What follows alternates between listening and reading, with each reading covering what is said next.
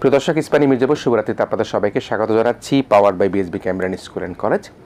আমরা আজকে যে বিষয় নিয়ে কথা বলবো সেটি হচ্ছে ভারত বাংলাদেশ, বাংলাদেশ ভারত, এই দুই মিলে যে বন্ধুত্ব, সেই বন্ধুত্ব নিয়ে আমাদের আজকের আলোচনা। এবং আলোচনায় আমরা মূলত কে বেশি লাভবান এটি আমরা কথা বলবার চেষ্টা করব। তবে আমরা এই কথা বলবার চেষ্টা করবার আগে আমরা অবশ্যই মনে করতে চাই যে আমাদের মুক্তিযুদ্ধে, আমাদের স্বাধীনতার যুদ্ধে ভারতের যে অবদান ছিল সে অবদানের কথা আমরা অবশ্যই স্বীকার করি। তবে বর্তমান প্রেক্ষাপটে আমাদের যে নানা রকম সমঝোতা, নানা রকম চুক্তি, নানা রকমভাবে আমাদের বাণিজ্যিক যে ট্রানজ্যাকশন, সব মিলিয়ে আমরা কে কী অবস্থান আছে সেটা নিয়ে আমরা কথা বলবো। এবং কথা বলবার জন্য আমাদের সাথে দুজন প্রিয় অতিথি উপস্থিত রয়েছেন, দুজনই আন্তর্জাতিক সম্পর্ক বিশ্লেষক এবং একই সাথে সাবেক রাষ্ট্রদূত। আমি বা থেকে রয়েছে আমার খুবই শ্রদ্ধেয় আন্তর্জাতিক বিশ্লেষকের সাবেক রাষ্ট্রদূত জনাব হুমায়ুন কবির রয়েছেন আমাদের সাথে। এবং হুমায়ুন কবির, আপনাকে ধন্যবাদ জানাচ্ছি আপনি আমাদের সাথে আজকে আসবার জন্য। এবং আরেকজন প্রিয় ব্যক্তিত্ব জনাব মুন্সি ফয়েজ আহমেদ, তিনিও সাবেক রাষ্ট্রদূত, তারা রয়েছেন আমাদের সাথে। দর্শক, আমি আসলে প্রথমেই বলেছিলাম যে আমাদের বন্ধুত্বের কথা। আমরা জানি যে স্বাধীনতা যুদ্ধের সময় রাশিয়া সপ্তম নৌবহর পাঠিয়ে আমাদেরকে এই বিজয়কে সহযোগিতা করেছিল। আমেরিকা, চীনের যে তখন যে অবস্থান, সেটি কিছুটা বিরোধিতা থাকলেও পরবর্তীতে তারা আমাদেরকে স্বীকৃতি দিয়েছে এবং সর্বপ্রথম স্বীকৃতি আমাদেরকে দেয় ভুটান, তারপর পরে ভারত দেয়। আমি রাষ্ট্রদূত হুমায়ুন কবির, আপনাকে দিয়ে আলোচনাটা শুরু করতে চাই। আমরা দেখেছি মাননীয় প্রধানমন্ত্রী কিছুদিন আগে ভারত সফর করেছেন, সেখানে ছিলেন এবং 10টি সমঝোতা স্মারক নানা বিষয়ে আলোচনা হয়েছে। আমরা ট্রানজিট, যেটি রেল ট্রানজিট, সেটি সবচেয়ে বেশি আলোচিত বিষয় হচ্ছে এখন বর্তমানে আমাদের বাংলাদেশের গণমাধ্যম সহ মানুষের মধ্যে। একই সাথে তিস্তার পানি, সে বিষয়েও কিন্তু আমরা দেখছি আলোচনায় বেশি গুরুত্ব পাচ্ছে বাংলাদেশের পক্ষ থেকে। তো সে অবস্থার প্রেক্ষাপটে আমরা সর্বশেষ যে মাননীয় প্রধানমন্ত্রীর ভিজিটটি ভারতে ছিল, একই সাথে কয়েকটি সমঝোতা স্মারক, তিস্তার পানি, ট্রানজিট, আবার অন্যান্য যে বিষয়গুলো ছিল, সার্বিক মিলিয়ে আপনি এই যে সফরকে, সেটাকে আপনি কিভাবে বিশ্লেষণ করবেন? ধন্যবাদ আপনাকে। এই সফরের আমরা আমি যদি দুইটা স্তরে দেখি তাহলে আমার মনে হয় জিনিসটা বুঝতে সুবিধা হবে। একটা হচ্ছে যে দ্বিপাক্ষিক স্তর, ভারত বাংলাদেশ সম্পর্ক, যেটা আপনি বলছিলেন শুরুতেই। তো এখানে আমরা কি পাই, ভারত কি দেয়, বা আমরা কি দিই, ভারত কি পায়, তার একটা হিসাব নিকাশ হয়। এবং ভারত ধরেন আমাদের নিকট প্রতিবেশী, আমরাও ভারতের নিকট প্রতিবেশী, ঐতিহাসিক একটা আমাদের যোগাযোগ আছে। মুক্তিযুদ্ধের কথা আপনি বললেন, তো সেই নানান প্রেক্ষাপটেই আমাদের সম্পর্কটা কিন্তু ইভলভ করে, মানে এটা আস্তে আস্তে সামনের দিকে যাচ্ছে। আরেকটা স্তরেও কিন্তু আছে যেটা সাম্প্রতিককালের বিষয়, সেটা হচ্ছে যে ধরেন গত 10-15 বছর ধরে কিন্তু এই অঞ্চলের ভূরাজনীতিতে বড় পরিবর্তন হচ্ছে। যেটা এক সময়তে আমরা স্নায়ুযুদ্ধ বলতাম ইউরোপ কেন্দ্রিক, সেটা কিন্তু এখন আস্তে আস্তে এশিয়ার দিকে আসছে। এবং এশিয়া অঞ্চলটা দুই স্তরে এই ভূরাজনৈতিক যেটাকে বলা যায় টেনশনের মধ্যে এখন আছে। একটা হচ্ছে যে মার্কিন যুক্তরাষ্ট্র এবং চীনের মধ্যে প্রতিদ্বন্দ্বিতা বাড়ার ফলে এই অঞ্চলে স্নায়ুর চাপ বাড়ছে, এখন বৈশ্বিক পর্যায় থেকেই হচ্ছে। এবং সেটা এখন গত কয়েক বছর, 2010 সাল থেকে আসলে শুরু হয়েছে, এখন এটা মোটামুটি প্রকাশ্য। এবং সেখানে পাল্টাপাল্টি চাইনিজদের পক্ষ থেকে বেল্ট অ্যান্ড রোড ইনিশিয়েটিভ, যেটা 2013 সালে তারা লঞ্চ করেছিল, তারপরে 2016-17 সালে গিয়ে মার্কিন যুক্তরাষ্ট্রের ইন্ডো প্যাসিফিক স্ট্র্যাটেজি, এগুলো নিয়ে, এবং সাম্প্রতিককালে কোয়াড, অকাস, এসব নানান ঘটনাবলীর প্রেক্ষাপটে বলা যায় যে এই অঞ্চলে বৈশ্বিক একটা প্রতিদ্বন্দ্বিতা, কিন্তু শক্ত প্রতিদ্বন্দ্বিতা তৈরি হচ্ছে। আমাদের দক্ষিণ এশীয় অঞ্চল কেন্দ্র করে ভারত এবং চীনের মধ্যে কিন্তু আরেক স্তরে এই প্রতিদ্বন্দ্বিতা শুরু হচ্ছে, এবং সেটা সরাসরি আমাদের গায়ে লাগছে। এই যে সফরটা যদি আপনি বলেন, সেখানে আমার কাছে মনে হয় এই সফরের আমাদের দিক থেকে আমরা এটাকে দেখছি দ্বিপাক্ষিকভাবে। আমরা কি পেলাম, ভারত কি দিল, বা ভারত কি পেল, আমরা কি দিলাম। ভারতের দৃষ্টিভঙ্গিটা কিন্তু আরেকটু ভিন্ন। তারা এটাকে দেখছে তাদের ভূরাজনৈতিক চীনের সাথে তাদের প্রতিদ্বন্দ্বিতার প্রেক্ষাপট থেকেই তারা বাংলাদেশকে বন্ধু হিসাবে পেতে চাইছে। তো কাজে সেই প্রেক্ষাপট থেকে যদি যাই, তাহলে আমার মনে হয় যে এই আপনি যদি বলেন যোগাযোগ বলেন, আপনি দৃষ্টিভঙ্গি বলেন, দেয়া নেয়া বলেন, সবগুলো কিন্তু নিয়ন্ত্রিত হয়েছে যে এখানে এই ভূরাজনৈতিক প্রেক্ষাপট থেকে কৌশলগতভাবে বাংলাদেশ এবং ভারতের সম্পর্কটা কিভাবে আবর্তিত হবে, এই সফরটার মধ্য দিয়ে তারই কিছুটা নমুনা আমরা পেয়েছি। সেটাকে আমি একটা বিষয় স্পেসিফিকলি আপনি যদি বলেন মোটা দাগে, সেটা হচ্ছে যে ভারত বাংলাদেশকে বন্ধু হিসেবে পেতে চায়, বাংলাদেশও ভারতকে বন্ধু হিসেবে পেতে চায়। তো সেই ক্ষেত্রে ভারত বাংলাদেশকে বন্ধু হিসেবে পেতে গিয়ে আপনি যেটি বললেন, সেখানে আসলে কে কি পাচ্ছে? আমি আসছি আপনার সেই জায়গাটায় যদি একটু আমি আপনার জবাবটা দিচ্ছি। আমরা কি আনারস আর ইলিশের মধ্যে সীমাবদ্ধ থাকবো কিনা? না, যেমন ধরুন যোগাযোগের বিষয়টা যদি বলেন, যেটা আলোচিত হচ্ছে বলছিলেন, এখানে চট্টগ্রাম থেকে কলকাতা যাবে, রাজশাহী থেকে ট্রেন যাবে কলকাতাতে, এগুলো আমাদের দিক থেকে আপনি বলতে পারেন যে মোটা দাগে আমাদের অর্জন, আমরা যদি ধরতে চাই যে অর্জন হিসাবে। ভারতের দিক থেকে কিন্তু এটা আবার কৌশলগতভাবে ভারত করেছে। গেদে থেকে যে ট্রেনটা হাসিমারাতে যাবে, সেই ট্রেনটা কিন্তু মালগাড়ি যাবে, এবং সেই মালগাড়ি হাসিমারা কিন্তু তাদের বড় একটা বিমান ঘাঁটি। আচ্ছা, তো কাজেই তাদের যে ট্রেনটা যাবে, সেই ট্রেনটা কিন্তু মানে এটা আমাদের ভূখণ্ডের উপর দিয়ে যাবে, ওখান থেকে শুরু হবে, ইন্ডিয়ান পয়েন্ট থেকে শুরু হবে, আমাদের ওখান দিকে যাবে। এবং এখানে কিন্তু ভূরাজনৈতিক বিষয়টা বা কৌশলগত বিষয়টা কিভাবে এসছে বলা হয়ে থাকে, এটা পত্রপত্রিকাতে আলোচিত হয়েছে। ভারত চিকেন নেক দিয়ে যাতায়াত করে এখন, সেটাকে তারা বাইপাস করে তারা এখন বাংলাদেশের ভেতর দিয়ে গেলে রাস্তাটা শর্টকাট হয়, 300 কিলোমিটার কমবে, রাইট, এবং নিরাপদ, খানিকটা নিরাপদ হয়। তো কাজেই তারা এখানে তাদের ভুটানের সাথে, ভুটান সীমান্ত পর্যন্ত, এই জায়গাটা ভুটান সীমান্তের কাছাকাছি, কিন্তু এখানে আপনি যদি ডোকলামের ঘটনাগুলি খেয়াল রাখেন 2017 সালে, তাহলে বুঝবেন যে ভুটান নিয়ে একটা প্রতিদ্বন্দ্বিতা, এবং সেখানে কিন্তু চাইনিজরা যখন আসার চেষ্টা করছে, ভারত কিন্তু সেখানে সৈন্য নিয়ে হাজির হয়েছে। তো কাজে ওই জায়গাটাতে একটা সামরিক বিষয় আছে, এবং সেখানে কোন জায়গাটাতে সামরিক বিষয় আছে বলছেন?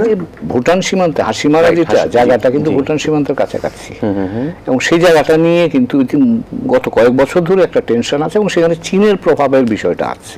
তো কাজে সেই জায়গাটায় আপনি ভূরাজনৈতিক বিষয় কিন্তু এখানে আছে। তাহলে যে ট্রেনটি ভারতের পয়েন্ট থেকে হাসিমারা পর্যন্ত যাবে, যেখানে বলেন বিমান ঘাঁটি আছে, তো বিমান ঘাঁটি থাকার কারণের জন্য একটু আপনি এটাতে কি কি বোঝানো চাচ্ছেন? এরা যেটা চাচ্ছে যে ফরওয়ার্ড লিঙ্কেজ, অর্থাৎ তারা এই পূর্বাঞ্চলে চীনের সাথে তাদের টেনশন আছে, কিন্তু তাদের সেটা একেবারে পুরো হিমালয় জুড়েই চলছে কিন্তু। এবং আমরা গালোয়ান পশ্চিম হিমালয় 2000 সালে তো বিরাট রকমের একটা ঝামেলা হলো, তারপর থেকে কিন্তু ভারত চীন টেনশনটা একটু বাড়তি স্তর পেয়েছে। পূর্বাঞ্চলও কিছু টেনশন আছে। তো কাজে তারা এখন তাদের এন্টায়ার বর্ডার বেল্টটাকে রিইনফোর্স করতে চাচ্ছে। তাদের টেনশন আছে, কিন্তু আমাদের কি সেখানে? না, আমাদের কোনো টেনশন আমাদের নাই, কিন্তু এই এখন যদি হয়, ধরেন তাদের টেনশন দূর করার জন্য এখন আমাদের স্বার্থ হচ্ছে আমরা ভারত এবং চীন দুই দেশের সাথে আমরা আমাদের স্বার্থের আলোকেই আমরা সম্পর্ক ইন্ডিপেন্ডেন্টলি চালাতে চাই, এটা হচ্ছে আমাদের প্রায়োরিটি। কাজেই এখানে আমরা মালগাড়ি যাওয়াতে কোনো অসুবিধা নাই, কিন্তু সেখানে কি যাবে সেটা আমি জানি কিনা। কাস্টমস হবে কোথাও না, আমি জানি না, সেগুলো এখনো হয়নি। এটা একটা এমওইউ হয়েছে, সেই এমওইউর পরে এগুলি প্রোটোকল যেগুলি হওয়ার সেগুলো হবে। কিন্তু এখানে এই জিনিসগুলো আপনি যখন যান, আমার তো জানবার অধিকার থাকবে, এবং সেই বিষয়গুলো আলাপ আলোচনার মধ্যে যদি হয়, আমি মনে করি সেটা হতে পারে। কিন্তু এটা একটা পটেনশিয়াল কোনো একটা সময়তে যদি চীনের সাথে কোনো ধরনের সংঘাত হয়, এবং সেখানে যদি এটা ব্যবহৃত হয়, সেখানে কিন্তু প্রশ্ন আসতে পারে। সেই পয়েন্টটাতে বলছি, সেই জায়গায় ভারতের একটা লক্ষ্য আছে, যেখানে আমার কোনো ভূমিকা থাকবার প্রয়োজন নাই। আমি চাইও না সেখানে যেতে, কারণ আমি তো ভারতের সাথে সংঘাতে যেতে চাই না, চীনের সাথে সংঘাতে যেতে চাই না, এবং দুইজনই কিন্তু আমার জন্য প্রয়োজনীয়। এবার আসেন, যদি আপনি অন্যদিকে যাই, বলা হচ্ছে যে ভুটান এবং নেপালের সাথে আমাদের সম্পর্ক হবে। এখানে বলা হচ্ছে তারা এইটা দেবে শুধু রেল লাইনের জন্য।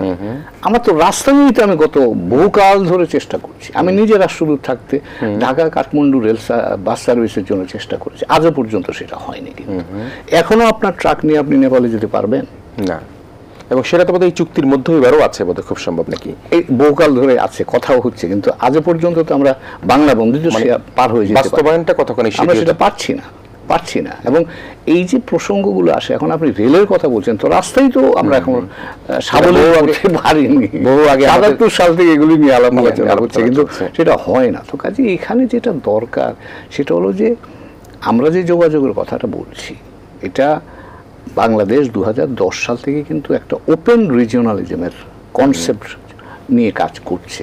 তো এখন আমরা দেব, আমরাও পাবো, এই তো স্বাভাবিক প্রত্যাশাটা।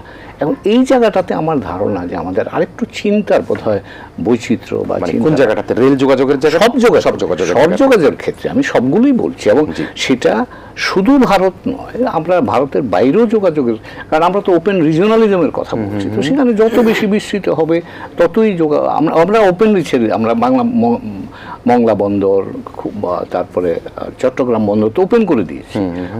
আমি ওপেন করার উদ্দেশ্য কি? আমি দেখিয়ে দিচ্ছি যে আমরা এটা করতে পারি। তো কাজেই আমরা চাই যে সবাই আমাদের মতো সেই, তুমিও করো, রেসিপ্রোসিটিটা চাই, সেটা আমাদের প্রত্যাশা। তো কাজেই এই জায়গাগুলোতে আমার ধারণা, এবং আপনি যদি এবার সমুদ্রের দিকে যান, সেখানেও কিন্তু যে বিষয়গুলো নিয়ে আলোচিত হয়েছে সবগুলো বিষয় কিন্তু কৌশলগত বিষয়, এবং সেই জায়গায় আমাদেরও নিশ্চয়ই স্বার্থ আছে, আমরাও চাই। নিশ্চয়ই এই স্বার্থের কথা যেহেতু আসছে, আমরা স্বার্থপরতার মধ্যে পড়ছি কিনা সেটি কিন্তু আলোচনা করবো রাশেদ হুমায়ুন কবির।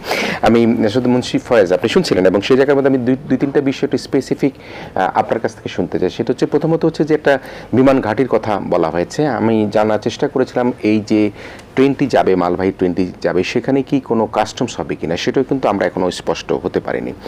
এর পূর্বে আমরা দেখেছি 77 সন থেকে কিন্তু নেপালের সাথে আমাদের যে যোগাযোগের কথা বলা হচ্ছিল সেটি কিন্তু আলোচনায় রয়েছে, কিন্তু সে তার বাস্তবতা থেকে। তো সব মিলিয়ে এই যে বাংলাদেশ ভারত, ভারত বাংলাদেশের বন্ধুত্ব, অকৃত্রিম বন্ধু আমাদের, আমরা একটা সময় দেখেছি একজন সাবেক পররাষ্ট্রমন্ত্রী তিনি স্বামী স্ত্রীর মতো সম্পর্কের কথা বলেছেন।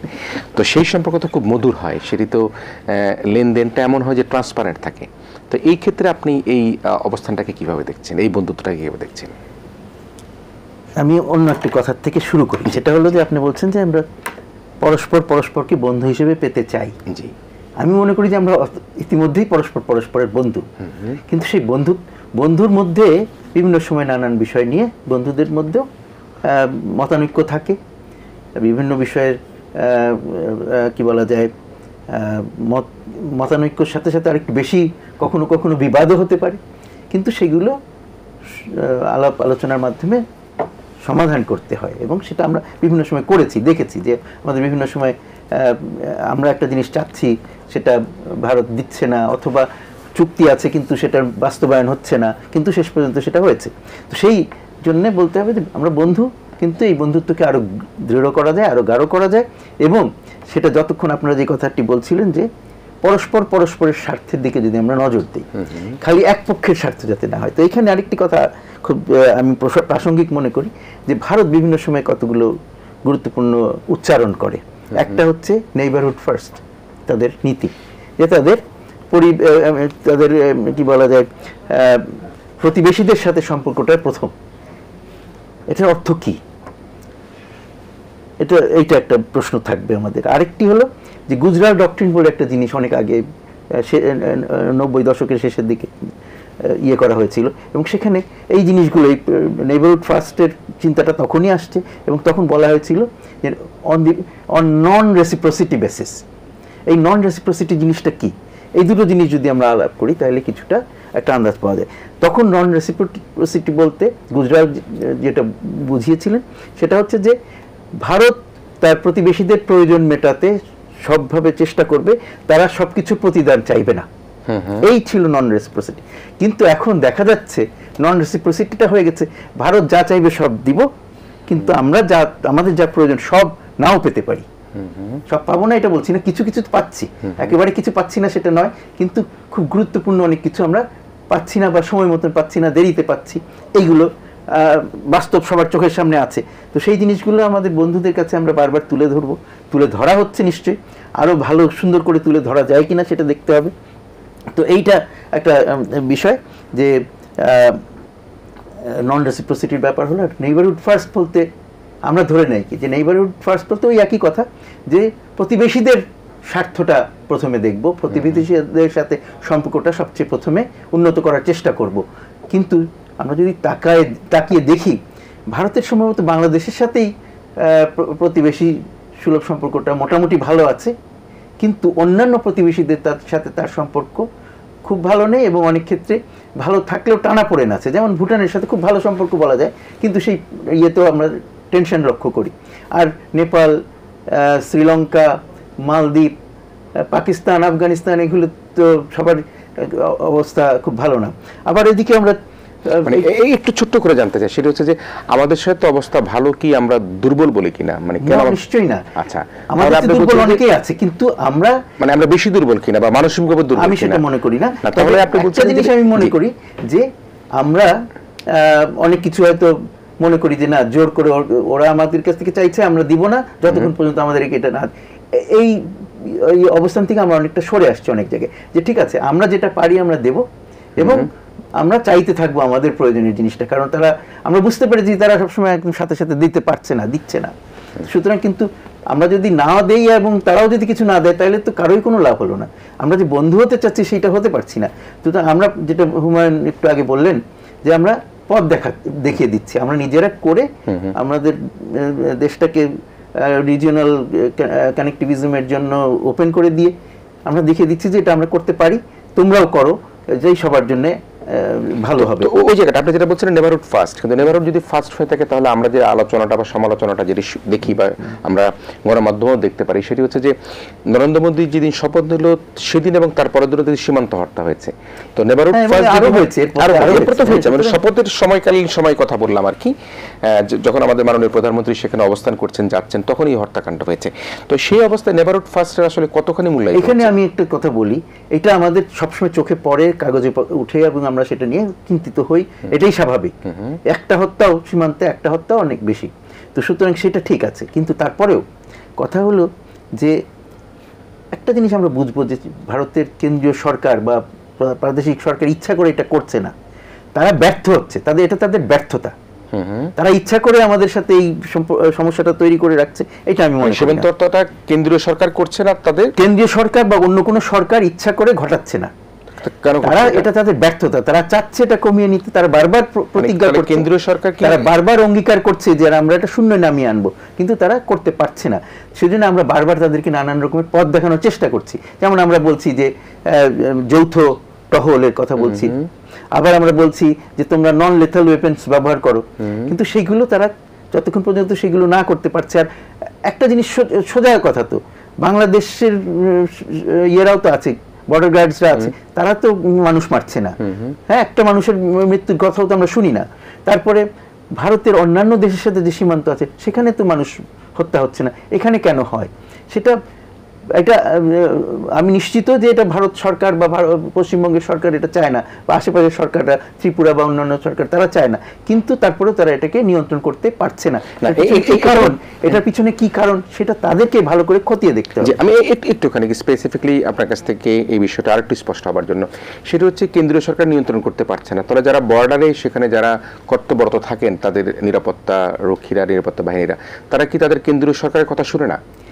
কেন্দ্রীয় সরকার তার রোজ রোজ তাদেরকে নির্দেশ দিচ্ছে না, তাদের নীতিমালা আছে, ইয়ে করা আছে, কিন্তু তারা যখন ওখানে কাজ করে তখন তারা এইসব কাজগুলো করছে, এগুলো দুর্ঘটনা ঘটাচ্ছে। আমি দুর্ঘটনা শব্দটা ব্যবহার করলাম, দুর্ঘটনা বলার যোগ্য সব অবস্থা নয়, এটা হত্যাকাণ্ড, সোজা কথা। এই সম্বন্ধে আমার কোনো দ্বিমত নেই, কিন্তু আমি মনে করি না যে সরকার ইচ্ছা করে এটা তাদের নীতির মধ্যে পড়ে, সেটা আমি মনে করি। তাহলে বাংলাদেশে তো আমাদের চেষ্টা হবে যে তাদের যে ব্যর্থতা সেখান থেকে বার হয়ে আসবার জন্য আমরা তাদেরকে কি সহযোগিতা করতে পারি। তাহলে মিস্টার মুন্সিফাজ, এখানে বাংলাদেশেরও তো সেখানে বিজেপি রয়েছে, তারা সেখানে নিরাপত্তার কাজ করছে বাংলাদেশকে সুরক্ষা দেওয়ার জন্য। তো বাংলাদেশের পক্ষ থেকে যেটি ভারত করছে, অর্থাৎ হত্যাকাণ্ড ঘটাচ্ছে, যদি বাংলাদেশের পক্ষ থেকে সেটি হয়, তাহলে সেটা কি অবস্থা হবে? পাল্টাপাল্টি যদি বাংলাদেশ তো সেটা করছে না, আমি চাইও না যে বাংলাদেশ সেটা করুক, নিশ্চয়ই না, কিন্তু মাঝে মাঝে যখন আমাদের বর্ডারে ছোটখাটো ঘটনা, কিন্তু একেবারে ঘটে নাই তা না, ভারতীয় সীমান্তরক্ষীও কয়েকজন মৃত্যুবরণ করেছেন, ঘটনা এরকমও ঘটেছে, কিন্তু সেগুলো কোনোটাই আমরা কাম্য মনে করি না। কিন্তু এই যে আমরা যে মারি না আর ওরা মারে, এটা আমাদের দুর্বলতা, তাদের কি বলে সাফল্য, এটা একদম না, তাদের শক্তি এটা একদম না, একেবারে উল্টোটা। এটা আমরা শক্তিশালী বলেই আমরা কাউকে মারতে চাই না, মানে অন্তত মানসিকভাবে আমরা অনেক বেশি শক্ত, কিন্তু তাদের ওখানে তাদের সেই সরকারের ওই কর্তৃত্বটাই ওখানে ঠিক মতন কাজ করে না, সেইটা তাদের বুঝতে হবে, এটা তাদের ব্যর্থতা। এই জিনিসটা আমার মনে হয় যে সঠিকভাবে যদি আমাদের মিডিয়াতে আলোচনা হয় এইভাবে, যে তাদের ব্যর্থতা, এবং তাদের মিডিয়াতেও যদি এই জিনিসটা আলোচনা হয়, তাহলে তাদের সরকার আরো বেশি সচেতন হবে ব্যাপারে আমি মনে করি সেটা একটা পথ। একটি কথা আমার বলার খুব ইচ্ছা ছিল, সেটা আমি বলি একটু। সেটা হচ্ছে যে আমরা ভারত চীনের সম্পর্কে প্রশ্ন নিয়ে আসলেন, দুজনের সাথেই আমাদের বন্ধুত্ব, আমাদের অত্যন্ত গুরুত্বপূর্ণ সম্পর্ক। আমরা দুজনেরই বন্ধুত্ব চাই, সেই জন্য আমরা কি করতে চাই, আমরা চাই যে তাদের মধ্যে যেন কোন রকমের সংঘাত না বাঁধে। কারণ তাদের ভেতরে যদি সংঘাত বাঁধে আর নিয়মিত যদি সারাক্ষণ যদি তাদের একজন আরেকজনের বিরুদ্ধে লড়তে থাকে, তাহলে আমরা তাদের দুজনের থেকেই যথেষ্ট আমাদের সহযোগিতা পাবো না। আমরা যে মাত্রায় সহযোগিতা আশা করি সেই মাত্রায় সহযোগিতা পাবো না, কারণ তারা তো এটা নিয়ে বেশি ব্যস্ত থাকবে। এবং তাদের তখন আমাদের পক্ষ নেওয়ার ব্যাপার প্রশ্ন আসতে পারে ইত্যাদি, তখন সহযোগিতাটা কঠিন হয়ে যাবে। সেই জন্য আমরা চাই যে তাদের মধ্যে যাতে কোনো রকমের যুদ্ধ সংঘাত এগুলো না বাঁধে। সেই জন্য আমাদের পক্ষে কিছু করা সম্ভব কিনা, যে দুই পক্ষকে বোঝানো যে দেখো আমাদের এখানে তোমরা যে ভারত বাংলাদেশে যে কাজ করছে, যে এই ধরনের সহযোগিতা দিচ্ছে, তাতে চীনের বিরুদ্ধে কোনো কিছু নাই, এবং সেটা আমরা হতে দেই না। আবার চীন আমাদের সাথে যে সহযোগিতা করছে, যেসব কাজে আমাদের যেসব প্রকল্পে সাহায্য করছে, সেখানেও ভারতের বিরুদ্ধে কিছু হচ্ছে না, আমরা নিশ্চয়তা দিচ্ছি। তো এইরকম যদি আমরা করতে পারি, এটা যদি আমাদের বন্ধু হিসাবে যদি সেটাকে গ্রহণ করে, তাহলে তাদের দুজনের সাথে তাদের দুজনের মধ্যে টেনশন কাজ করছে, সেটা তো আছে, আমি তো অস্বীকার করতে পারি। সেই টেনশনটা লাঘবের জন্য কি আমরা তাদের মানে এক ধরনের অন্তত আমাদের সাথে সম্পর্ক নিয়ে যাতে সেই টেনশনটা না হয়, সেজন্য আমরা তাদেরকে বলতে পারি যে দেখো আমরা নিশ্চয়তা দিচ্ছি তোমাদেরকে, আমাদের অমুকের সাথে সহযোগিতা, তোমাদের বিরুদ্ধে কোনো রকমের ভয়ের কারণ নাই, এবং উল্টোটা অন্য পক্ষকে আমরা বুঝাতে পারবো। সেইটা হলো আমাদের। দর্শক, আমরা একটা ছোট্ট বিরতি নিব। আমাদের সাথে দুজন অতিথি রয়েছেন, দুজনই সাবেক রাষ্ট্রদূত এম হুমায়ুন কবির এবং রাষ্ট্রদূত মুন্সি ফয়েজ। তাদের দুজনকে নিয়ে আমরা আবার বাংলাদেশ ভারতের যে বন্ধুত্ব সেটি নিয়ে আবার ফিরে আসবো। ছোট একটা বিরতি নিচ্ছি। প্রদর্শক, ইস্পানি মির্জাপুর শুভরাত্রিতে আপনাদেরকে আবারও স্বাগত জানাচ্ছি। আমাদের সাথে অতিথি হিসেবে রয়েছেন আন্তর্জাতিক সম্পর্ক বিশ্লেষক এবং সাবেক দুই রাষ্ট্রদূত জনাব এম হুমায়ুন কবির এবং জনাব মুন্সি হুমায়ুন আহমেদ রয়েছেন আমাদের সাথে। আমরা আসলে সীমান্ত হত্যা নিয়ে কথা বলছিলাম, এবং মুন্সি ফয়েজ সেখানে একেবারেই বলল যে আমরা যে তাদের সাথে তাদের মানুষ যে মারা যাচ্ছে না, এটি কিন্তু আমাদের কোনোভাবে দুর্বলতা নয়, এবং কেন্দ্রীয় সরকারের যে নির্দেশনামাগুলো হয়তো বর্ডারে সেখানে মানছে না, সেই কারণের জন্য হত্যাকাণ্ডগুলি করছে। আমরা যদি সেই সীমান্ত হত্যার সাথে সাথে অন্য বিষয়গুলো সেখানে নিয়ে আসি, যে আমরা যদি ইতিপূর্বে আমাদের যে ট্রানজিট হয়েছে, ট্রান্সশিপমেন্ট হয়েছে, আমরা কি পেয়েছি, কি দিয়েছি, বা কতটুকু হয়েছে, কতটুকু দিয়েছি। আর একই সাথে এখন নতুনভাবে যেটি আপনি রেল যোগাযোগের কথা বললেন, সেখানেও কিন্তু একটা চ্যালেঞ্জের কথা হচ্ছে, সেটি হচ্ছে যে একটি বিমান ঘাঁটি আছে, অন্যদিকে যে ট্রেনটা যাবে সেই ট্রেনটার মধ্যে আসলে কী যাবে, সেখানে কাস্টমস হবে কিনা, এই ধরনের নানা চ্যালেঞ্জ আছে। তারপর আমি মনে করি যে আমাদের সম্পর্ক ভালো থাকুক, সুদৃঢ় থাকুক, আমরা মনে করি তাদের সাথে আমাদের অনেক লেনদেন হবে এবং থাকবে। কিন্তু এই যে চীন এবং ভারত, এই দুই দিকে আমরা দুই দিকে নয়, আমাদের বন্ধুত্ব সকলের সাথে চাই। এতে কি আমরা ভবিষ্যতে কোনো ধরনের কোনো নিজেদের মধ্যে কোনো সমস্যায় পড়তে পারি কি না, যেটি মুন্সি ফয়েজ বললেন, যদি তাদের মধ্যে সম্পর্ক ভালো থাকে তাহলে কিন্তু আমরা ভালো থাকবো, কিন্তু সম্পর্ক খারাপ হলে আমাদের হয়তো বা চ্যালেঞ্জ হতে পারে। যদি তাদের সম্পর্ক খারাপ হয়, আমাদের কি অবস্থান হতে পারে? আমাদের জন্য অসুবিধা হবে, এটা খুব স্বাভাবিক। তার কারণ হচ্ছে যে বন্ধু ফয়েজ যে কথাটা বললেন, যে দুই ভারত চীনের মধ্যে সম্পর্ক যদি ইতিবাচক থাকে, তাহলে দক্ষিণ এশিয়ার সকলের জন্যই এটা উপাদেয়। যদি সেটা টানাপোড়েনের মধ্যে পড়ে, স্বাভাবিকভাবে আমরা পড়ে যাব। যেমন এইবারে ভিজিটটা নিয়ে আমার ব্যক্তিগত ধারণা, যে এইবারে ভিজিটটাতে আমরা যতটা আমরা এটাকে যেটা বললাম দ্বিপাক্ষিকভাবে দেখেছি, আমরা আমাদের সমস্যাগুলো সমাধানের জন্য আমরা চিন্তা করেছি, কিন্তু ভারতের দৃষ্টিভঙ্গিটা অনেক বিস্তৃত বড় জায়গায় ছিল, এবং তারা সেগুলোতে বেশি মনোযোগী ছিল। এখন তারা আমাদেরকে চেয়েছে আমরা তাদের সাথে সেই বিষয়গুলো নিয়ে যেন থাকি, এবং আমরা সেখানে আমরা থেকেছি। কিন্তু এখন এইখানে আমাদের বিষয়গুলো কিন্তু আলোচিত হয়েছে কিনা জানি না, কিন্তু আপনার যে কাগজপত্র বেরিয়েছে তাতে কিন্তু তার প্রতিফলন দেখি না। যেমন আপনি বলছেন সীমান্ত হত্যাকাণ্ডের বিষয় আছে, তিস্তার বিষয় আছে, তারপরে আপনার ব্যবসা বাণিজ্য, আমাদের অশুল্ক আধা শুল্ক এগুলি বিষয়গুলো আছে। আমাদের যেগুলি বায়োলেটারাল কনসার্ন, সেগুলো খুব কমই কিন্তু অ্যাড্রেসড হয়েছে। কিন্তু বড় আমি যেটা বললাম, যে এটা বড় জায়গাতে তাদের প্রায়োরিটিটা বড় জায়গায়, এবং সেখানে তারা বাংলাদেশকে পেতে চায়। তাদের আগ্রহের যুক্তিসঙ্গত কারণই আছে, কিন্তু প্রত্যেক দেশই তার নিজস্ব জাতীয় স্বার্থের আলোকেই তার পররাষ্ট্রনীতি পরিচালনা করে, এবং পররাষ্ট্রনীতির ক্ষেত্রে কিন্তু একটা মৌলিক জায়গা আছে, সেটা কোনো পার্মানেন্ট বন্ধু বা শত্রু নাই, আপনার প্রয়োজনের নিরিখে সেটা নির্ধারিত হয়। এবং আমরা ভারত আমাদের আমাদের যে ভৌগোলিক অবস্থান, ঐতিহাসিকভাবে যে সম্পর্ক, সেখানে ভারতের সাথে আমরা সম্পর্ক রাখতে হবে এবং সেটা আমরা রাখতে আগ্রহী এবং সেটা খুব স্বাভাবিক কারণেই কিন্তু তার নিজস্ব গতি লাভ করবে। এটা চাই বা না চাই তাতে কিছু আসা যায় না, কারণ ভারত যেহেতু নিকট প্রতিবেশী, আমার এখানে আপনি 24 ঘন্টার মধ্যে মাল আনতে পারেন, আপনার ব্যবসায়ীরা তো সেই সুযোগ নেবে।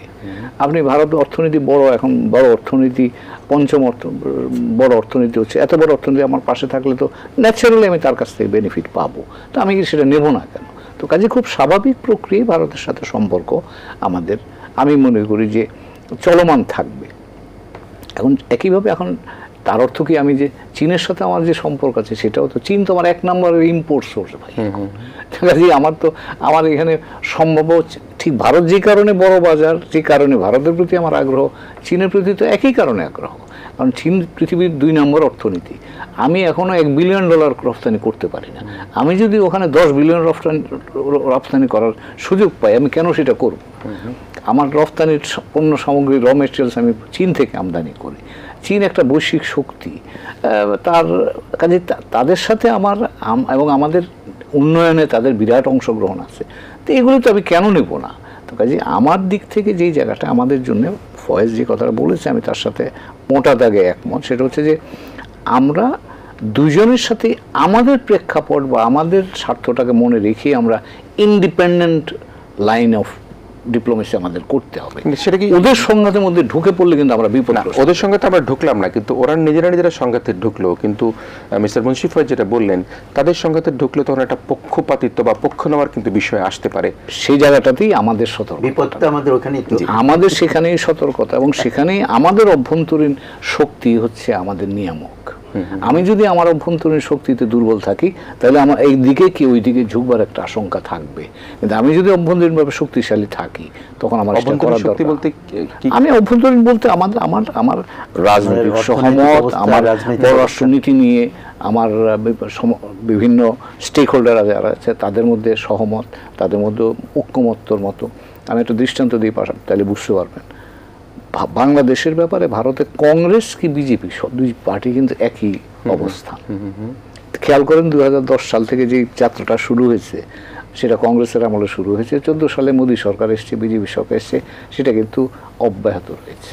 তো ভারতেই প্রতিবেশীদের, ভারতের কাছ থেকে আমরা অনেক কিছু শিখি, দেখি, কিছু শেখারও তো আছে।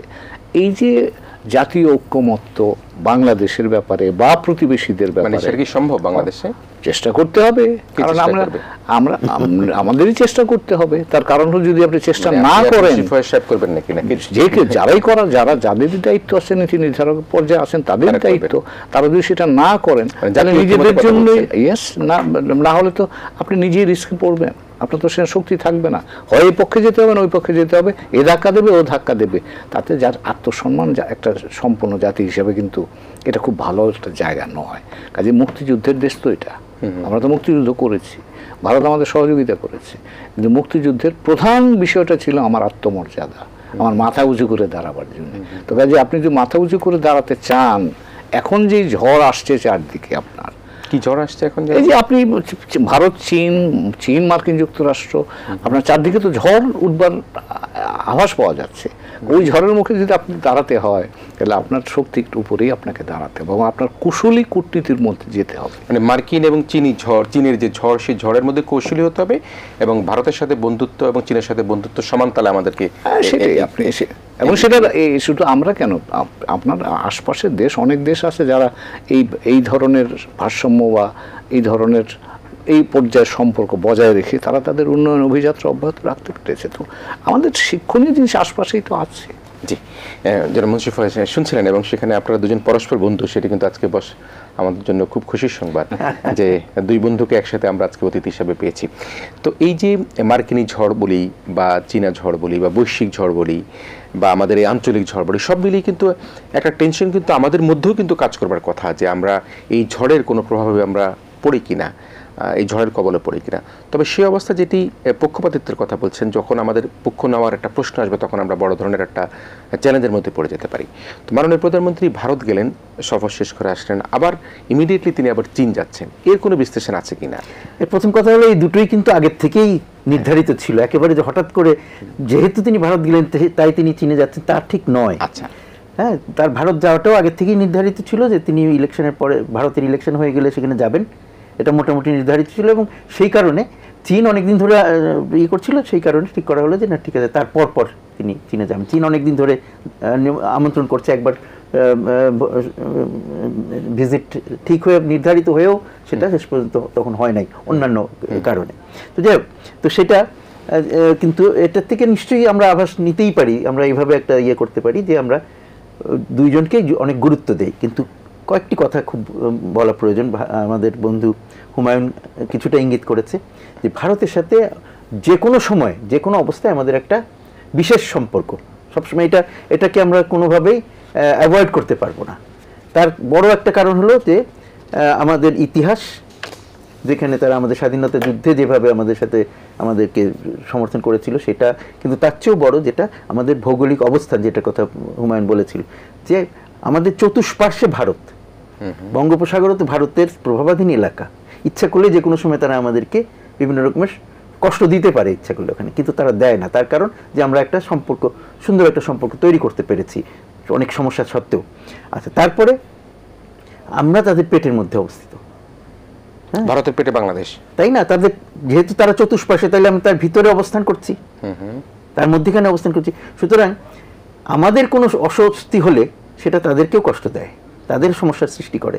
আবার আমাদের এখানে কোনো রকমের অস্থিতিশীলতা হলে তারাও চিন্তিত হয়ে ওঠে। তো সেই জন্যে এইটা একটা বিশেষ সম্পর্ক। এই সম্পর্কটা কেউ অগ্রাহ্য করতে পারবে না আমাদের এখানে বা ভারতে, যেই সরকারই আসুক। হুমায়ুন যেটা বললেন যে ভারতের সব সরকার মোটামুটি বাংলাদেশের সাথে সম্পর্কের ব্যাপারে তাদের ঐকমত্য আছে। আমাদেরও মুখে মুখে আমরা বিভিন্ন কথা বলি, কিন্তু আমি মনে করি যে বিভিন্ন সময় তো বিভিন্ন সরকার এসেছে, ভারতের সাথে শত্রুতা করতে কেউ যায় নাই। হ্যাঁ, ভারতের সাথে পুরোপুরি সহযোগিতা হয়তো সবসময় দিতে পারে নাই অনেক সরকার, কিন্তু ভারতের সাথে শত্রুতার যে একটা বিশাল মূল্য দিতে হতে পারে সেটা তারা সবাই বোঝে। সুতরাং আমি মনে করি যে শেষ বিচারে বড় দাগে যদি দেখি, আমাদের দেশে যদিও আমাদের একজনের সাথে একজনের বক্তব্য, কথাবার্তা নাই, নানান রকমের দ্বিমত আছে, তারপর পররাষ্ট্রনীতির ব্যাপারে মোটামুটি আমাদের অবস্থান কিন্তু খুব পার্থক্য নেই। একসময় ছিল বাংলাদেশের অবস্থান ভারতের বিষয়ে পররাষ্ট্র, খালি ভারতের বিষয় না, পুরো আমাদের যদি পররাষ্ট্রনীতির পুরো ইয়েটা দেখা যায়, যদি অবয়বটা যদি আমরা দেখি, তাহলে একসময় ছিল যে আমাদের স্বাধীনতা যুদ্ধের সময় যেই সব দেশগুলো আমাদেরকে সহায়তা দিয়েছিল তাদের সাথে আমাদের সম্পর্কটা অনেক ঘনিষ্ঠ ছিল স্বাধীনতার পর। কিন্তু তার পরবর্তীতে যখন আবার পরাজিত শত্রুরা ফিরে আসলো বঙ্গবন্ধুকে হত্যার মাধ্যমে, তারাই তো নিয়ন্ত্রণ গ্রহণ করলো বিভিন্নভাবে, যেভাবে দেখি আমরা। তারা এসে এই যে আমাদের যে মিত্ররা ছিল তাদের সাথে সম্পর্কটাকে নাকচ করে দিল বলা যায়, এবং অন্যদের সাথে, যাদের সাথে তখনও সম্পর্ক তেমন গড়ে ওঠেনি, তাদের সাথে সম্পর্কগুলোকে গড়ে তুলল। পরবর্তীতে দেখবেন যখন আওয়ামী লীগ আবার ক্ষমতায় আসলো, তখন কিন্তু তারা ওইটাকে আবার উল্টিয়ে দিল না। ভারত চীনের সাথে সম্পর্ক আবার নতুন করে সঠিক জায়গায় আনার চেষ্টা করা হলো, কিন্তু তার মানে এই না যে চীন, আমেরিকা, জাপান বা অন্য কারোর সাথে সম্পর্ক বিষিয়ে তোলার চেষ্টা করা হলো, একেবারেই না। তার মানে হলো কি, আলটিমেট শেষ ইয়েতে যে সবাই বাংলাদেশের যারা নাগরিক, বাংলাদেশের যারা জাতীয় স্বার্থের চিন্তা করে, তারা কেউই আমাদের পররাষ্ট্রনীতির ক্ষেত্রে খুব আলাদা চিন্তা করতে পারে না। কিন্তু ওই যে বলছিলেন যে চীন ভারতের যে যদি কোনো চ্যালেঞ্জ হয় তখন কিন্তু টেনশন আমাদের মধ্যে পড়বে, কিন্তু সেই জায়গার মধ্যে রাষ্ট্রপতি হুমায়ুন কবির যেটি বললেন সেটি হচ্ছে যে আমাদের একটা জাতীয় ঐক্যমত দরকার, এবং আমি জানবার চেষ্টা করেছিলাম সেই ঐক্যমতটা আসলে কি হচ্ছে কিনা, হবে কিনা।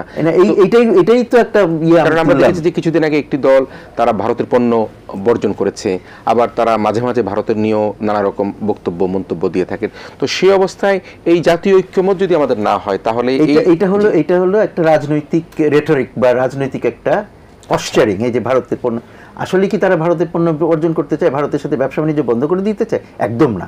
কিন্তু তারা আমাদের অভ্যন্তরীণ রাজনীতির ইয়েতে এই কথাগুলো বলে। আসলে ওই যেটা আমি, সেটাই তো, এই জন্যই তো এই প্রসঙ্গটা তুললাম আমি, যাতে ব্যাপারটা পরিষ্কার হয় যে যতই এখন আমরা এর বিরুদ্ধে কথা বলি, ওর বিরুদ্ধে কথা বলি, কিন্তু যদি আমি ক্ষমতায় আসি আমিও ঠিক এই ধরনেরই পররাষ্ট্রনীতি এখন যেরকম অনুসরণ করা হচ্ছে সেটার কাছাকাছি থাকবো, খুব বেশি দূরে সরবার স্কোপ নাই। তো সেইটা আমি বলতে চাচ্ছি।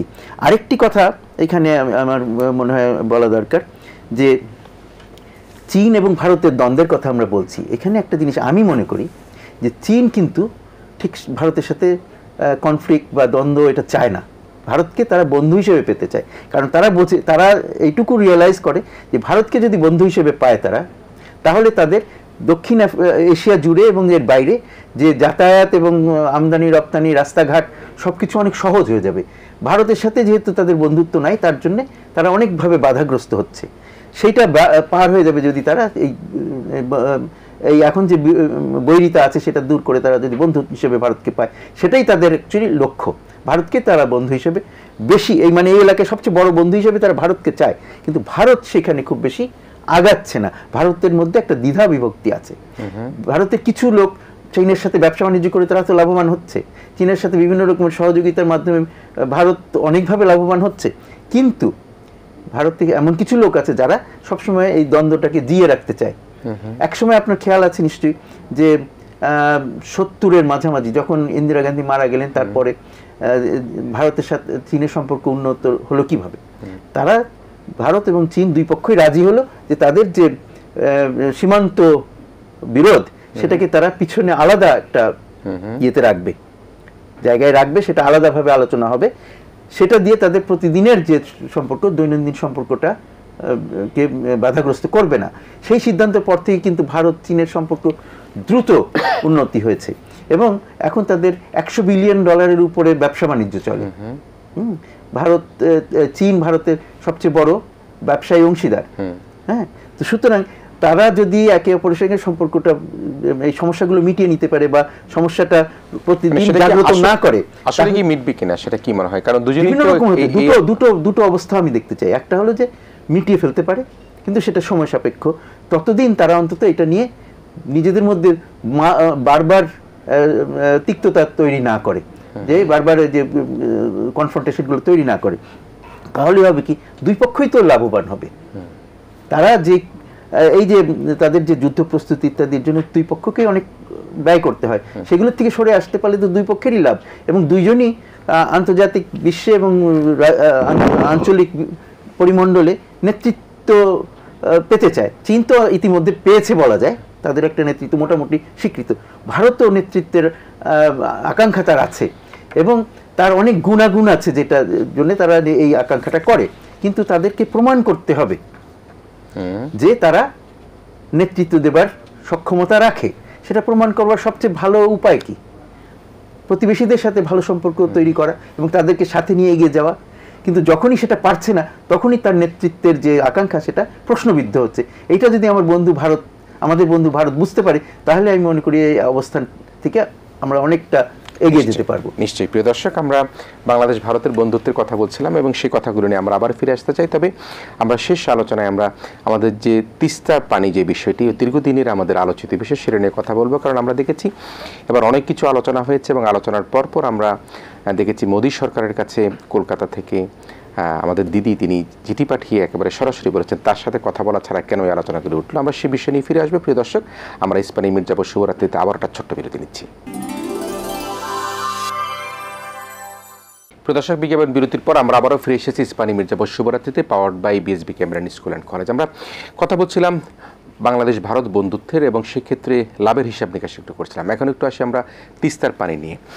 রাষ্ট্রদূত হুমায়ুন কবির, সেখানে আমরা দেখেছি যে মাননীয় প্রধানমন্ত্রী যখন গেলেন এই তিস্তার পানির নানা বিষয় এসছে, কিন্তু আমরা সেরকমভাবে কোনো স্পষ্ট কিছু যদিও জানতে পারিনি। কিন্তু সবচেয়ে বড় বিষয় সেটি হচ্ছে যে মমতা ব্যানার্জি তিনি কিন্তু কেন্দ্রীয় সরকারকে চিঠি দিয়ে জানিয়েছেন যে তার সাথে আলাপ করা ছাড়া এই তিস্তার পানির বিষয়ে যাতে কোনোভাবে কোনো অবস্থান না হয়। তো সেই অবস্থার প্রেক্ষাপটে আসলে আদৌ কি এই তিস্তা যে পানি বন্টন সেটিকে আলোর মুখ দেখবে কিনা? এই বিষয়টা তো এবার আলোচনায় কাগজে পত্রে যে ফলাফল যে আমরা দেখলাম তাতে তো এটা উল্লেখ নাই। এবং তারা যেটা বলার চেষ্টা করছে যে মানে ইঙ্গিতে বলার চেষ্টা করেছে একটা জায়গাতে, যে তথ্য উপাত্ত সংগ্রহ করে তারা চেষ্টা করে দেখবে যে এই ধরনের কি সম্ভাবনা আছে। এবং তিস্তা নিয়ে তথ্য উপাত্তে তার সুযোগ নেই। তিস্তা নিয়ে তো একটা চুক্তি প্রস্তুত ছিল, শুধু সই করা বাকি ছিল। বাংলাদেশের অবস্থান হচ্ছে যে আমরা সেই চুক্তিটাই স্বাক্ষর করতে আগ্রহী, এবং সেটা পানি বন্টনের বিষয়, কিন্তু খেয়াল রাখবে। এখন যেটা নিয়ে কথাবার্তা তারা আগ্রহ দেখাচ্ছে, টেকনিক্যাল টিম পাঠাবে, সেটা হবে তিস্তা কনজারভেশন অ্যান্ড ম্যানেজমেন্ট বাংলাদেশের অভ্যন্তর। তো বাংলাদেশে পানি বন্টন না, বাংলাদেশের অভ্যন্তরে তো তাই যদি অনেকগুলো প্রশ্ন তো আসে, বাংলাদেশের অভ্যন্তরে না আপনি করবেন, তো পানির ফ্লোয়ের সাথে এটা রিলেশনশিপটা কি, এটা আমার জানতে হবে না। এখন এই জায়গাগুলোতে স্বচ্ছতা খুব একটা পাচ্ছি না, এবং এর উপরে এসে উটকো ঝামেলার মতো যদি বলেন, এখন মমতা ব্যানার্জি তিস্তার পানি বন্টন ইস্যুতে বলছে যে আমাকে ছাড়া এটা কেন আলোচনা হলো, এবং সাথে সাথে আমরা গঙ্গা চুক্তি যেটা 26 সালে শেষ হয়ে যাবে সেটা নিয়েও যে আলোচনা হয়েছে, একটা কমিটি তারা ফর্ম করেছে, সেটা নিয়েও কিন্তু তিনি একটা হুঙ্কার দিয়েছেন। তো কাজেই পানি ব্যবস্থাপনাটা নিয়ে কিন্তু আমাদের দিক থেকে বলবো যে আমাদের জন্য সামনে বেশ বড় ধরনের চ্যালেঞ্জ আছে। আমরা যতই বলি, কিন্তু কাজের দিক থেকে বাস্তব অর্থে দুটো, তিস্তা তো আছেই, গত প্রায় 13 বছর ধরে ঝুলে আছে। এখন 26 সাল গিয়ে আমাদের আবার গঙ্গা চুক্তির নবায়নের বিষয়টা আসবে, এবং সেখানেও কিন্তু পশ্চিমবঙ্গ এটাতে ইনভলভ, এবং তাতে যদি পশ্চিমবঙ্গ সরকার তাতে বাদশা দেয়, তাহলে আমরা যাই বলি আমাদের জন্য কিন্তু একটা চ্যালেঞ্জ হবে। এবং এখন থেকে আমাদের সৃজনশীলভাবে চিন্তা করা দরকার সেই ধরনের চ্যালেঞ্জ। যে টেকনিক্যাল টিমটা আসার কথা এবারে সফরের পর উঠেছে, সেটি তারা আসলে, যেটি আপনি বলছিলেন, তারা আসলে সেখানে কি করবে? এটা তো আমাদের, তারা একটা কমিটি ফর্ম করে তারা হয়তো যৌথভাবে আলাপ আলোচনা করবে যে এটা নবায়নের সম্ভাবনা কতটা, কিভাবে করা যায়, এসব নিয়ে মডালিটিস গুলো। সেখানে যদি পশ্চিমবঙ্গ যদি সেখানে সহযোগিতা না করে, তাহলে এই টেকনিক্যাল টিমটি সেই জন্যই বলছি, তখনই তো তারা তো আগে নিজের জায়গায় ঠিক করবে যে কেন্দ্রীয় সরকার পশ্চিমবঙ্গ সরকারের সাথে কথা বলে নিজেরাই আগে ঠিক করবে। তাহলে এই টেকনিক্যাল টিম দিয়ে আমাদের কি লাভ হবে? না, সেই কথাই তো আমাদের মাননীয় প্রধানমন্ত্রী সে কথা বলেছেন যে তাদের বিষয়টা তারা দেখতে হবে। এখন কথা হলো যে তাদের সমস্যা তাদেরটা তারা বুঝুক, এতে আমাদের কোনো আপত্তি নাই, কিন্তু সেটা যদি আমাকে নেতিবাচকভাবে প্রভাবিত করে তখন তো আমার চিন্তার কারণ হয়ে দাঁড়ায়।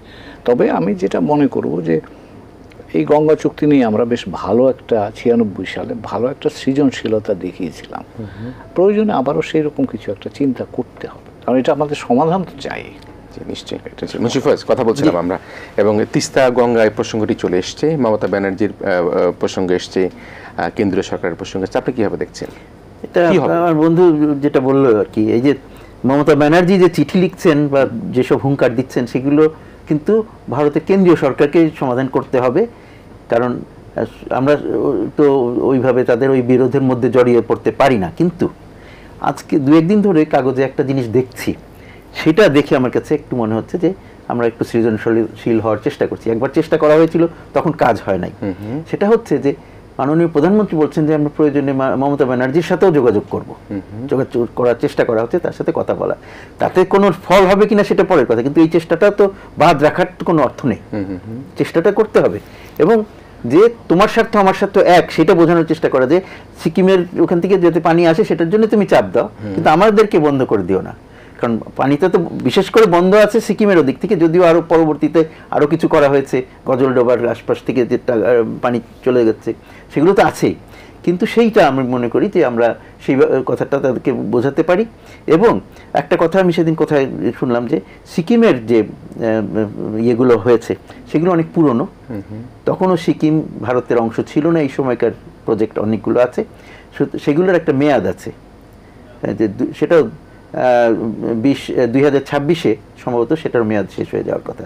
তো সুতরাং ভারত সরকারকে আমরা এই সম্বন্ধে চোখে আঙ্গুল দিয়ে দেখিয়ে দেওয়ার মতন আর কি, যে তো ওরা নিশ্চয়ই জানে সিকিম তো এখন ভারতের, এখন তাদের অংশ তাদের অংশ থাকলে সিকিম থেকে পানি আসতে বাধা কোথায়? এটা না, ওইটা তো যখন তারা করেছে তখন একটা চুক্তিও ছিল, হ্যাঁ, মানে ভারতের সাথে একটা চুক্তি ছিল, তো সেই চুক্তিটা শেষ হয়ে যাবে ইয়েতে কি বলে 26-এ। না, এখন তো ভারতেরই অংশ, তাহলে সেই চুক্তি না, কিন্তু সেই চুক্তি সেটা তো ঝট করে তারা ইয়ে করে দিতে পারে না। আচ্ছা, যখন ছিল তখন তো আলাদা দেশ ছিল। তো এটা কেউ কেউ বলছে না, আমার বক্তব্য নয় ঠিক, আমি কারো কাছে থেকে শুনে আমি সেটা আপনাদের শোনাচ্ছি, এরকম একটা ব্যাপার আছে। এবং সেটা হলে ভারত কি ইয়ে করতে পারে যে সিকিমে যেসব ইয়েগুলো আছে সেগুলোকে রিভিজিট করা এবং সেগুলোকে এমন করে করা যাতে আমাদের ক্ষতি না হয়, বা নদীর নাব্যতা যেভাবে কমে যায় শীতকালে সেটা যাতে না হয়। কারণ আসলে তো এগুলো আসলে তো অধিকারের প্রশ্ন, আন্তর্জাতিক আইনে এগুলো স্বীকৃত অধিকার আমাদের, বা ভাটির যে দেশগুলো তাদের অধিকার উজান থেকে পানি পাওয়ার, তো সেইটা যে দিচ্ছে না এটা তো আন্তর্জাতিক আইনের লঙ্ঘন। সেই কথাগুলো তো আমরা বলছি বারবার, কিন্তু তারপরে কাজ হচ্ছে না। আরেকটি জিনিস আছে, খালি আমাদের না, উজানের ভাটির সবার যেমন ভাগ অংশ আছে প্রাপ্য, সেই সাথে সাথে কিন্তু নদীর নিজস্ব একটা অংশ আছে প্রাপ্য।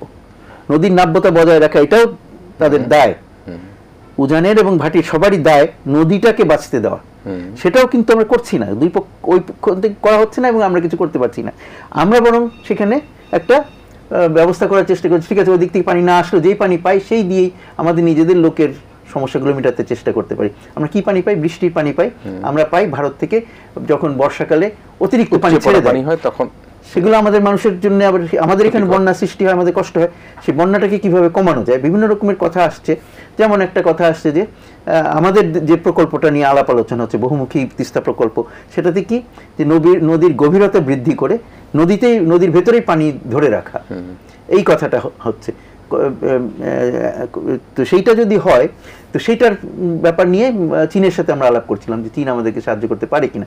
আমাদের যে ধারণা ছিল সেটা নিয়ে তারা কাজ করে তারা মনে করেছে যে এটা ফিজিবল, তারা তাদের প্রস্তাব দিয়েছে যে হ্যাঁ তারা এটা নিয়ে কাজ করতে পারে। কিন্তু চীনের সাহায্যটাকে আমরা গ্রহণ করতে পারছি কিনা বা গ্রহণ করছি কিনা, সেইটাই তো এখন প্রশ্ন। যখন তার মধ্যে আবার ভারত যখন বললো যে তারাও আগ্রহী, তখন একটা বাধা তৈরি করলো।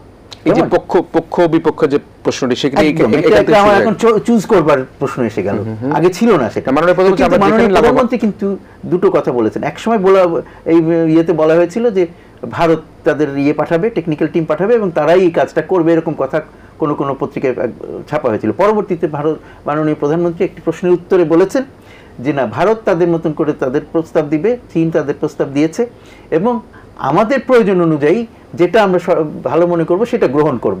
তো সুতরাং সেইটা তো আমার এখানে একটু বক্তব্য যে সৃজনশীলতা এখানেও করা যায় কিনা, কারণ এই প্রজেক্টটা তো কম বড় না, ভারতের সাথে আমরা শত্রুতাও করতে চাই না। সুতরাং এমন কিছু করা যায় কি 50-50 ভাগ করে দিবেন নাকি? 50-50 না হোক, আচ্ছা কিছু কাজ ভারতকে করতে দেওয়া। এমনি তো ভারতের আমরা ওখান দিয়ে রেল দিতে ওই এলাকাতেই তো পড়তেছে সেই রেল লাইন। ভারতের কি লাভ কাজটা করতে দিলে? একটা হলো তারা তো চাচ্ছে যে চীন যাতে না করে, সেইটা তো তাদের লাভ।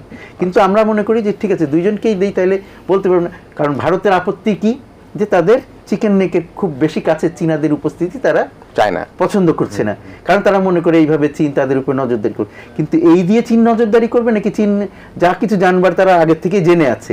সুতরাং এইটা ভারতকে আমাদের বোঝাতে পারতে হবে যে বাবা এখানে তো ওরা কিছুই এমন কিছু করতে পারে না যেটা ওরা ইতিমধ্যেই করছে না।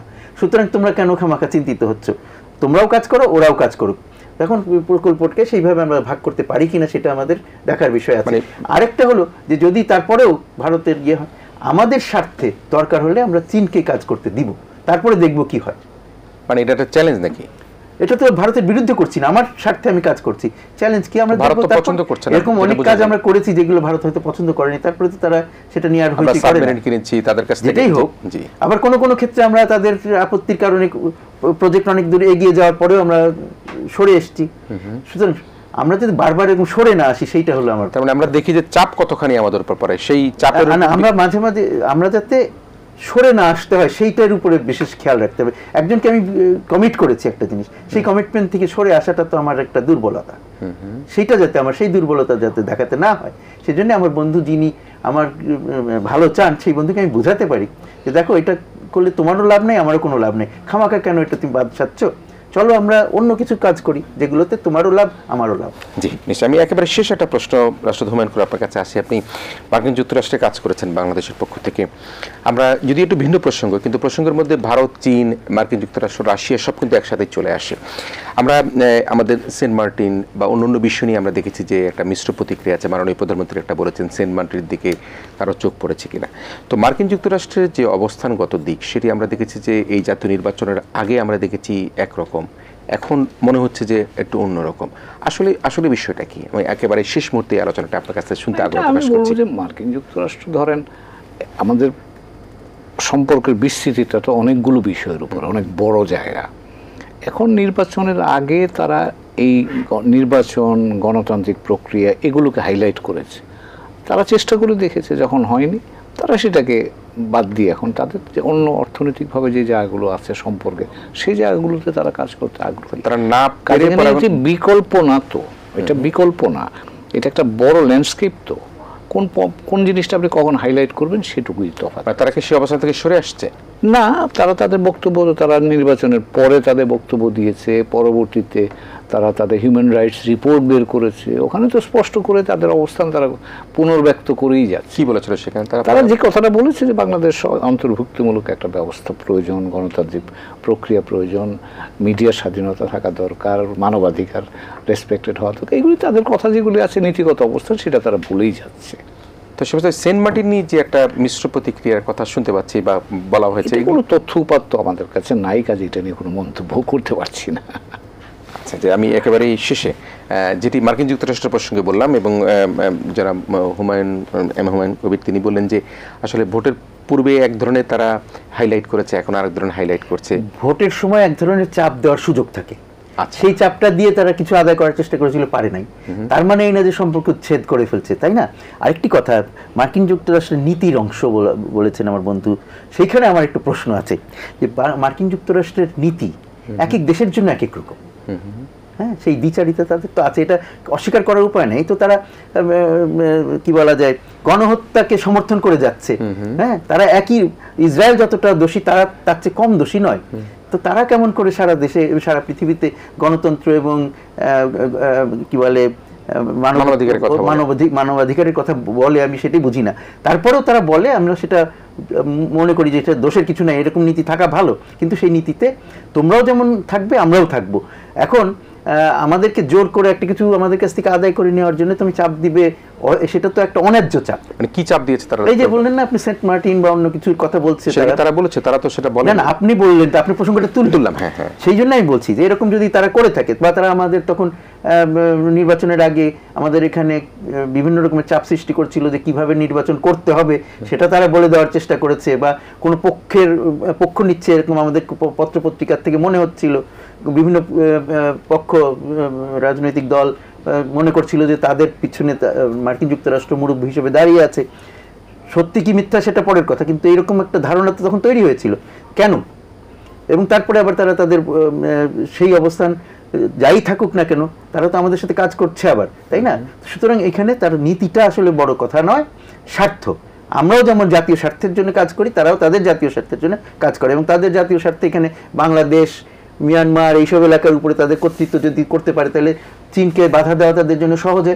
তারা যে আমাদেরকে ইনক্লুসিভনেসের কথা বলে আমাদের অভ্যন্তরীণ বিষয়, কিন্তু তারা পৃথিবীতে আন্তর্জাতিক বিষয় কেন অভ্যন্তরীণ ইনক্লুসিভনেস করে না? তারা কেন চীনকে দাবিয়ে রাখবার জন্য প্রকাশ্যে বক্তব্য দেয়? সেটা তো আমরা বুঝি না, তাই না? তারা যে কোয়াড করে ক্ষেত্রে সেখানে কেন তারা, সেটা তো বললাম, প্রথমে সেটা বললাম। আবার তারা যে কোয়াড করে, তারা যে কি বলে ইন্দো প্যাসিফিক স্ট্র্যাটেজি করে, এগুলো সবই তো তারা প্রকাশ্যে বিভিন্ন সময় বলেছে যে এটা চীনকে দাবিয়ে রাখার জন্য, চীনকে কন্টেইন করার জন্য। তো এই বক্তব্য দিয়ে পৃথিবীতে শান্তি কিভাবে আসবে? বরং যদি শান্তির চেষ্টা করা হয়, তাদের পক্ষ থেকে শান্তির চেষ্টা তো দেখি না আমরা। তো শান্তির চেষ্টা যা করে, তারা শান্তির কথা কিভাবে বলবে? জি, ধন্যবাদ জানাচ্ছি আমি দুজন অতিথিকে, রাষ্ট্রদূত হুমায়ুন কবির এবং রাষ্ট্রদূত মুন্সি ফয়েজ আহমেদ, আপনাদের দুজনকে অত্যন্ত গুরুত্বপূর্ণ নির্মোহ বক্তব্য প্রদান করবার জন্য। প্রিয় দর্শক, আমরা ভারতের প্রতিবেশী রাষ্ট্র হিসাবেও কিন্তু আমরা একটা স্বাধীন সার্বভৌমত্ব একটা রাষ্ট্র, এবং আমাদেরও কিন্তু এই ন্যায্যতা রয়েছে সব কিছুতে। সে কারণের জন্য বাংলাদেশ ভারত বন্ধুত্ব সুগভীর হবে তখনই যখন আমরা আমাদের ন্যায্য হিস্সা তাদের কাছ থেকে বুঝে পাবো। আমি মনে করি যেটি আজকে দুজন অতিথিই বললেন, ভারত নিশ্চয়ই বুঝতে পারবে যে বাংলাদেশকে তারা কোনো কারণে তাদের সেই সীমান্ত যে হত্যাকাণ্ডের কথা বলা হয়, বা বাংলাদেশকে যে ন্যায্য পানির হিস্সার কথা বলা হয়, বা ট্রানশিপমেন্ট দেওয়া কথা বলা হয়, সব কিছু মিলিয়েই কিন্তু আমরা একটা উইন উইন সিচুয়েশন আমরা দেখতে চাই, এবং সেই প্রত্যাশা করি। প্রিয় দর্শক, আপনারা যারা তখন আমাদের সাথে ছিলেন, আপনাদের সবাইকে আমাদের আগামীকালকার অনুষ্ঠান দেখার আমন্ত্রণের মধ্যে দিয়ে আজকের মতো ইসমানী মির্জা শুভরাত্রি এখানেই শেষ করছি। আপনারা ভালো থাকবেন, সবাই মিলে ভীষণ ভালো থাকবেন।